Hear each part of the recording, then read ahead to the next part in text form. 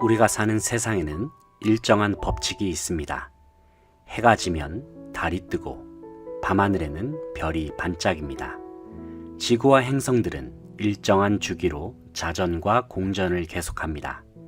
물은 위에서 아래로 흘러 시내가 되고 시내는 강물이 되어 바다로 향합니다. 추운 겨울이 지나면 반드시 봄이 오고 들판에는 꽃들이 만발합니다. 이렇게 자연의 신비로움은 경이롭기만 합니다. 이처럼 자연계에는 자연 법칙이 존재하듯이 이 놀라운 세상을 만드신 하나님과 사람 사이에도 영적인 법칙이 있습니다. 하나님은 당신을 사랑하시며 당신을 위한 놀라운 계획을 가지고 계십니다. 하나님의 사랑에 관하여 요한복음 3장 16절에서는 이렇게 말씀합니다. 하나님이 세상을 이처럼 사랑하사 독생자를 주셨으니 이는 그를 믿는 자마다 멸망하지 않고 영생을 얻게 하려 하심이라 말씀합니다. 또한 아들을 보내신 하나님의 계획에 대하여 예수 그리스도께서는 요한복음 10장 10절에서 다음과 같이 말씀하십니다. 내가 온 것은 양으로 생명을 얻게 하고 더 풍성히 얻게 하려는 것이라고 말씀합니다. 그런데 왜 많은 사람들은 하나님의 사랑과 계획을 알지 못한 채 풍성한 삶을 누리지 못하고 있을까요? 왜냐하면 사람은 죄에 빠져 있어서 하나님으로부터 끊어져 있기 때문입니다. 그래서 사람은 하나님의 사랑과 계획을 경험할 수 없습니다. 로마서 3장 23절에서는 모든 사람이 죄를 범하였음에 하나님의 영광에 이르지 못하더니라고 말씀합니다. 본래 사람은 하나님과 사귀며 살도록 창조되었습니다. 즉 하나님과 연결되어 있었다는 것입니다. 그런데 사람이 자기 마음대로 살려고 했기 때문에 마침내 하나님과 사귐은 끊어지고 말았습니다. 결국 하나님 없이 제 마음대로 사는 사람은 적극적인 때는 하나님께 반항하게 되며 소극적인 때는 하나님에 대하여 무관심하게 되는데 이것이 성경이 말하는 죄의 증거입니다. 그래서 사람은 하나님으로부터 단절되어 있습니다. 로마서 6장 23절을 보면 죄의 삭은 사망이라고 했습니다. 그런데 여기서 사망이란 영적으로 하나님으로부터 떠나 있는 상태를 말합니다. 이 그림은 거룩하신 하나님과 죄에 빠진 사람들의 상태를 보여주고 있습니다. 죄로 말미암아 생긴 커다란 간격이 하나님과 사람들 사이를 갈라놓고 말았습니다. 하지만 사람들은 끊임없이 선행, 종교적 수양, 철학적 신념 등 자기 힘으로 하나님에게 도달하려 풍성한 삶을 누려보려고 애쓰고 있습니다. 그러나 사람의 노력으로는 이 간격을 이을 수 없습니다. 왜냐하면 예수 그리스도만이 사람의 죄를 해결할 수 있는 하나님의 유일한 방법이기 때문입니다. 당신은 예수 그리스도를 통하여 당신에 대한 하나님의 사랑과 계획을 알게 되며 또 그것을 체험하게 될 것입니다. 하나님은 그의 아들이신 예수 그리스도를 이 세상에 보내어 우리를 대신하여 십자가에 죽게 하심으로 우리 죄의 대가를 대신 치러주셨습니다. 로마서 5장 8절을 보면 우리가 아직 죄인 되었을 때에 그리스도께서 우리를 위하여 죽으심으로 하나님께서 우리에 대한 자기의 사랑을 확증하셨느니라고 말씀했습니다. 그리고 예수님은 성경의 약속대로 죽음을 이기시고 다시 살아나셨습니다. 고린도전서 15장 3절로 6절을 보면 내가 받은 것을 먼저 너희에게 전하였노니 이는 성경대로 그리스도께서 우리 죄를 위하여 죽으시고 장사 지낸 바 되셨다가 성경대로 사흘 만에 다시 살아나사 게바에게 보이시고 후에 12 제자에게와 그 후에 500여 형제에게 일시에 보이셨나니 말씀합니다. 십자가에서 죽으시고 부활하신 예수 그리스도는 하나님께 이르는 유일한 길입니다. 요한복음 14장 6절에서 예수 그리스도께서 말씀하시기를 내가 곧 길이요 진리요 생명이니 나로 말미암지 않고는 아버지께로 올 자가 없느니라고 말씀하셨습니다. 바로 이것이 하나님이 우리를 얼마나 사랑하는지에 대한 증거입니다. 하나님은 그의 아들이신 예수 그리스도를 이 세상에 보내어 우리를 대신하여 십자가에 죽게 하심으로 우리의 죄값을 담당케 하시고 하나님과 우리 사이에 다리를 놓아주셨습니다. 그러나 이 세 가지 메시지를 아는 것만으로는 충분하지 않습니다. 우리는 개인적으로 예수 그리스도를 나의 구원자, 나의 하나님으로 맞아들여야 합니다. 그러면 우리는 우리 각 사람에 대한 하나님의 사랑과 계획을 알게 되며 또 그것을 경험할 수 있습니다. 우리가 예수님을 영접해야 하는 이유는 무엇일까요? 왜냐하면 요한복음 1장 12절에서 영접하는 자, 곧 그 이름을 믿는 자들에게는 하나님의 자녀가 되는 권세를 주셨으니 라고 말씀하셨기 때문입니다. 그렇다면 예수 그리스도를 영접하는 방법은 무엇일까요? 바로 믿음으로 우리는 예수 그리스도를 맞아들일 수 있습니다. 에베소서 2장 8절로 9절을 보면 너희는 그 은혜에 의하여 믿음으로 말미암아 구원을 받았으니 이것은 너희에게서 난 것이 아니요 하나님의 선물이라. 행위에서 난 것이 아니니 이는 누구든지 자랑하지 못하게 함이라 말씀합니다. 특별히 우리는 각자의 초청으로 예수 그리스도를 영접해야 합니다. 요한계시록 3장 20절에서 예수님께서 말씀하시기를 볼지어다 내가 문 밖에 서서 두드리노니 누구든지 내 음성을 듣고 문을 열면 내가 그에게로 들어가 그와 더불어 먹고 그는 나와 더불어 먹으리라고 하셨습니다. 예수님은 우리의 마음문 밖에서 문을 두드리고 계십니다. 우리가 그의 음성을 듣고 문을 열면 예수님과의 교제를 시작할 수 있습니다. 예수 그리스도를 영접한다는 것은 예수님께 나를 맡기는 것을 의미합니다. 이것은 예수 그리스도를 내 안에 모심으로써 나의 죄를 용서받아 그분이 원하시는 사람이 되도록 나 중심에서 하나님 중심으로 바꾸는 것을 말합니다. 예수님을 영접하는 것은 단순히 예수님의 말씀에 지적으로 동의한다던가 감정적인 경험만 하는 것을 의미하지 않습니다. 우리는 자신의 의지의 행위인 믿음을 통하여 예수 그리스도를 영접할 수 있는 것입니다. 다음 두 그림은 두 종류의 사람을 나타내고 있습니다. 내가 나의 주인인 사람은 내 생활의 중심에 나 자신이 앉아 있으며 예수님은 내 생활의 밖에 계십니다.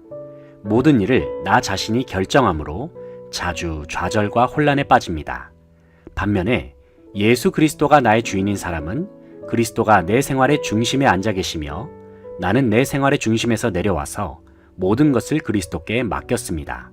그리고 모든 일을 그리스도께서 결정하심으로 하나님의 계획과 일치된 생활을 하게 됩니다. 어느 그림이 당신의 삶을 나타내고 있습니까? 또 당신은 어느 그림에 속하게 되기를 원하십니까? 다음은 예수 그리스도를 어떻게 영접하는가를 설명해 줍니다. 당신은 바로 지금 이 자리에서 기도로 예수님을 맞아들일 수 있습니다. 기도는 하나님과 이야기하는 것입니다. 예수님께서 당신 생활의 중심에 들어오시도록 간절한 마음으로 기도하십시오. 하나님은 우리의 마음의 중심을 알고 계십니다. 그래서 입으로 하는 말보다는 마음의 태도를 보고 싶어 하십니다. 저를 따라서 한 문장씩 이렇게 기도해 보십시오. 주 예수님, 저는 주님을 믿고 싶습니다. 십자가에서 죽으셔서 내 죄의 대가를 대신 치러주셔서 감사드립니다. 저는 지금 제 마음의 문을 열고 예수님을 나의 구원자, 나의 하나님으로 맞아들입니다. 저의 죄를 용서하시고 영원한 생명을 주심을 감사합니다. 저를 다스려 주시고 저를 주님께서 원하시는 사람으로 만들어 주옵소서. 예수님의 이름으로 기도드립니다. 아멘. 이 기도가 마음에 드십니까? 당신이 진심으로 이 기도를 드렸다면 예수님은 그분께서 약속하신 대로 당신 안에 들어오실 것입니다. 이제 당신은 예수 그리스도를 영접했습니다. 하지만 꼭 기억할 사실은 감정에 의존하지 마시기 바랍니다. 우리의 믿음은 하나님과 그의 말씀, 곧 성경에 근거한 것이지 우리 자신의 느낌이나 감정에 근거하는 것이 아닙니다. 그리스도인은 하나님과 그의 말씀을 믿는 믿음으로 사는 것입니다. 특별한 느낌이 있을 수도 있지만 없을지라도 안심하십시오. 여러분, 우리가 제4영리까지 여러분들께서 지금까지 보셨습니다. 그래서 제1영리는 바로 창조, 크리에이션. 하나님께서 전능하신 하나님이 천지를 창조하셨다. 하나님이 모든 주권을 가지고 계시고 하나님이 우리 인간을 하나님 모양과 형상대로 하나님께서 만드시고 우리 인간에게 복을 주셨다. 이와 같이 바로 말하고 있습니다. 그런데 우리는 왜 지금 살면서 생로병사, 태어나서 늙고 병들고 죽고 그리고 많은 재앙을 당하고 있는 것인가? 제1영리를 통해서 우리가 그 같은 의문을 가질 수가 있습니다. 그래서 성경은 그러면 제2영리에 대해서 말씀하고 있습니다. 우리는 죄 때문에 타락했기 때문에 하나님으로부터 그와 같이 저주를 받아서 우리가 지금 어려움을 당하고 있다. 그래서 죄 때문에 그렇다. 죄라는 것은 하나님의 주권을 인정하지 않고 마음에 하나님 두기를 싫어하고 하나님의 말씀에 불순종하고 그리고 불신앙을 가진 이것이 죄인 겁니다. 이 창세기에서 선악과를 따먹은 것은 하나님의 주권을 침범한 겁니다. 먹으면 정령 죽으리라고 하나님 말씀하셨는데 말씀에 불순종하고 창조주 주권을 가지신 하나님을 여러분 마음에 받아들이기를 싫어하고 자기 마음대로 살고자 뱀의 유혹에 의해서 이와 같은 타락과 죄에 빠지게 된 겁니다. 죄 때문에 인간은 영적인 저주, 혼적인 저주, 육신적인 저주 그리고 환경의 저주를 받아서 이 땅에서 참 우리가 어려운 고통의 세월을 지나다가 마침내 죽으면은 결국 지옥에 가게 되는 이와 같은 인생이 되게 된 겁니다. 그럼 이것을 어떻게 해결할 것인가? 하나님께서는 창세기 3장 15절을 통해서 내가 여인의 후손, 즉 메시아를 보낸다는 하나님께서 약속의 처방을 주셨습니다. 구약 성경에 354번에 걸쳐서 계속 내가 메시아를 보낸다, 메시아를 보낸다. 오실 메시아 되신 예수님은 이 땅에서 여러분 모든 죄의 모든 대가를 지불해 주시고 그런 저주를 짊어 주셔서 십자가에서 죽게 된다는 것을 이미 예언하신 것입니다.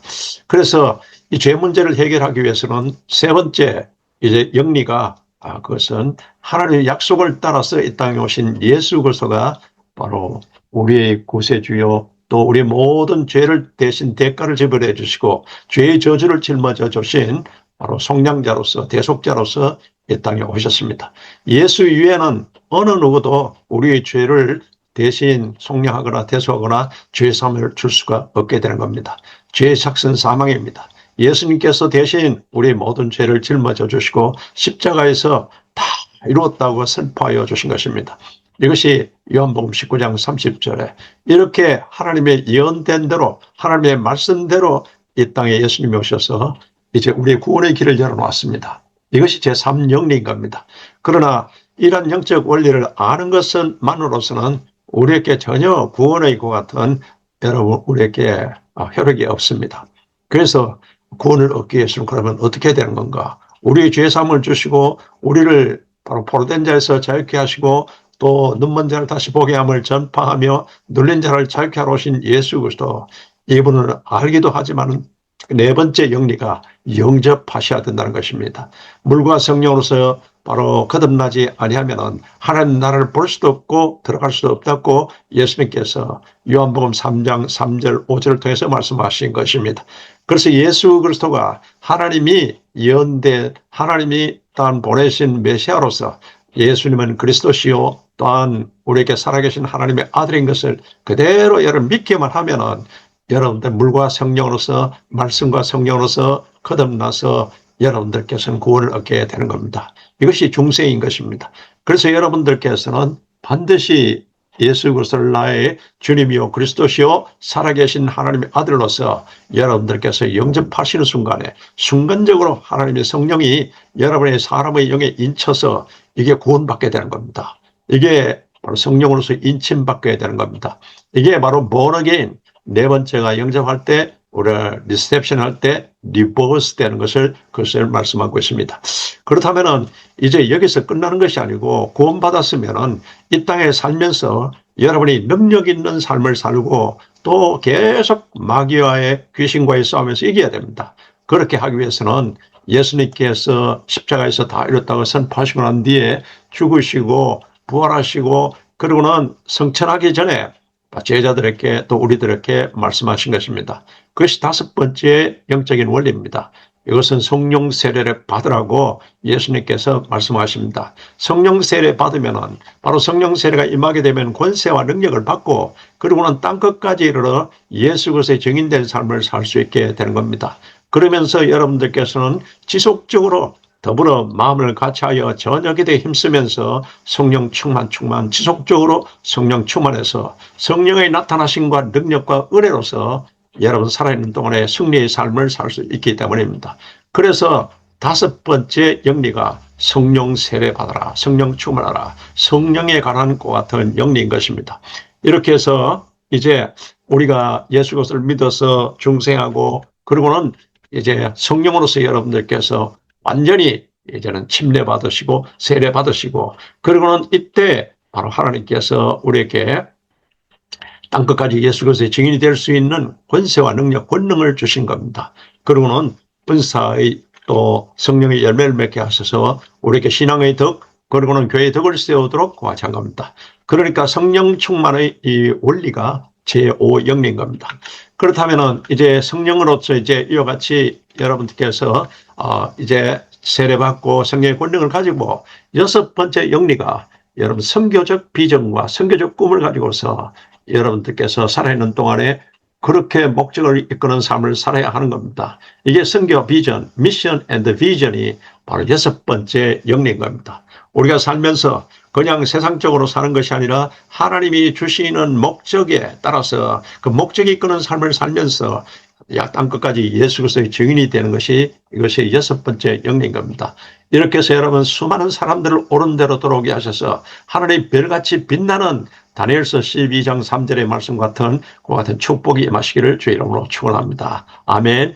이렇게 이 영리가 우영리가 너무나 우리에게 중요한 겁니다. 그래서 유구영리를 여러분들께서 그대로 아시고 그리고는 그대로 믿음으로 실천하시고 그리고는 그 실상을 가지고 기도하시면서 그렇게 할 때 오직 성령이 나타나신과 능력으로서 여러분에게 하나님의 권세와 능력을 주셔서 승리하게 하는 겁니다.